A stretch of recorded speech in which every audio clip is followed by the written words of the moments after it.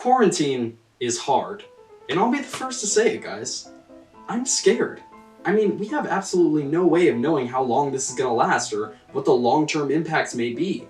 I mean, we could speculate, but when we got warm-blooded Americans like this walking around, it could be a while. And that's putting most of the world in a pretty compromised state.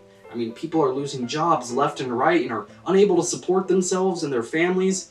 And this may surprise you, Karen, but this sucks for more reasons than just because you can't get a haircut. You too, Dale. The stock market doesn't just suck. People are dying. And it's not all because of COVID.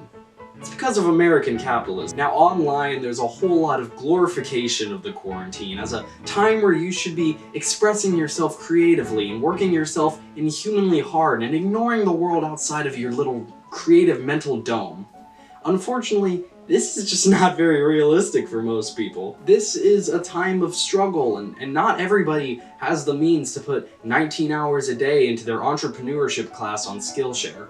If you don't feel like you're using your quarantine time productively, that's perfectly okay. You don't have to.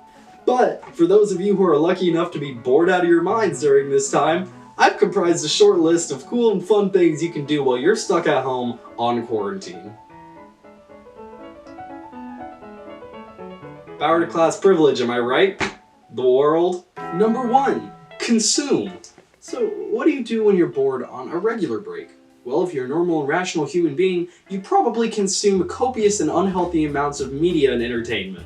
Now, consumption can mean hundreds of things for hundreds of different people. Consuming could be cuddling up under a warm blanket next to the fireplace and finally cracking open that Jane Austen novel that you've always wanted to read since 7th grade. For some people, consuming could be streaming every single episode of The Good Place on NBC. You could get really into cooking videos or become unhealthily obsessed with the sprawling and vast criminal underworld of online digital piracy. Really, the options are endless, but to be fair, there's really only so much mindless consumption one can take before they start to get a little bored and burnt out. There's only so many times you could watch The Office and cry over Jim and Pam's kind of really weird if you think about it romance arc before you start to get a little bored of it. Eventually, you gotta invest some time in variance and start doing something else with your time.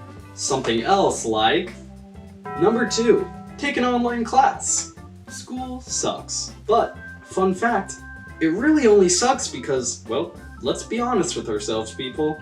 You really don't care about most of the classes you take. It's why some of us find ourselves wholly engaged in the theory of rhetorical essay writing, and some of us hate women and children and enjoy calculus. No matter which way you lean, though, it's always nice to get a little bit of a break from school, but when the break starts to last a little too long, and in this case indefinitely, you start to miss it a little bit.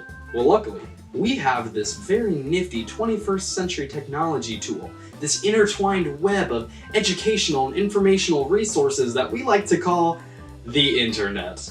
And with it, you can learn about literally anything you want. For example, over the last 3 days, I took an online course on how to use Adobe Premiere Pro to edit videos like this. And now I can do really cool things like this. Pretty dope, right? And it doesn't matter what your interests are.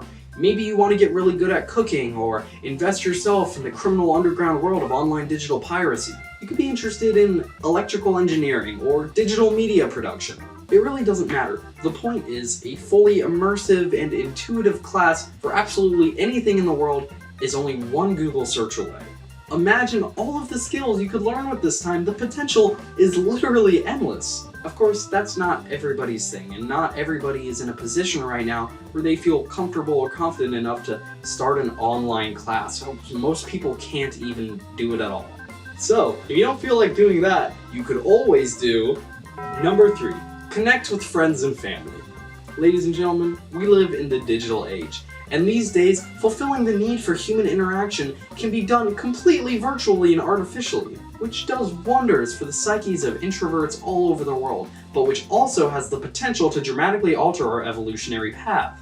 But existential and distant humanities taking consequences aside, now is a better time than ever to be so social. Assuming you have an internet connection and really any type of internet-compatible device, you have the potential to connect with hundreds and thousands of people, anybody at all from any walk of life. You You can see people you know, people you don't know, people you share interests with, people who you'd really rather not see. And guess what?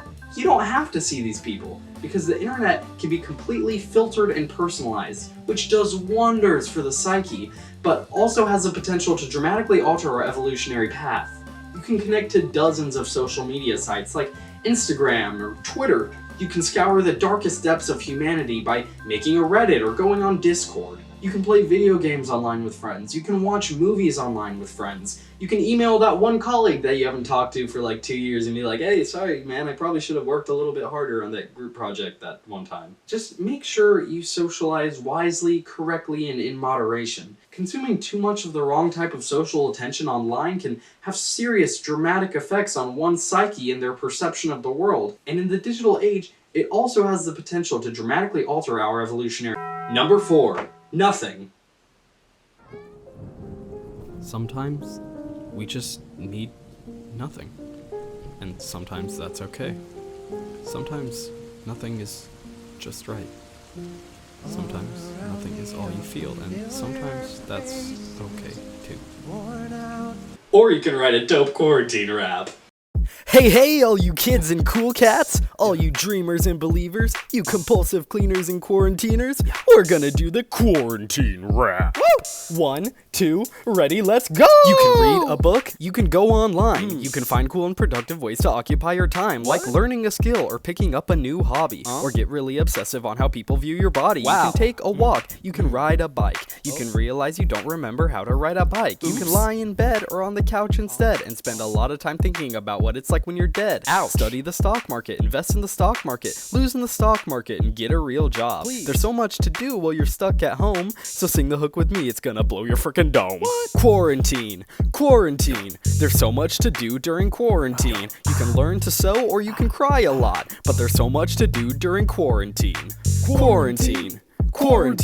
There's so much to do during quarantine. You can do some push-ups and then cry some more. But remember that the romanticization of the quarantine is a privilege being pressured onto the lower American classes by the rich, and you should in no way feel bad if you don't always use your time optimally, as long as you hold on hope that one day everything will go back to normal and you will be able to work again. Yeah! Quarantine rap! Everybody in the house say holla! It should be a really, really quiet holla, though. There shouldn't be enough people for it to be like a loud holla.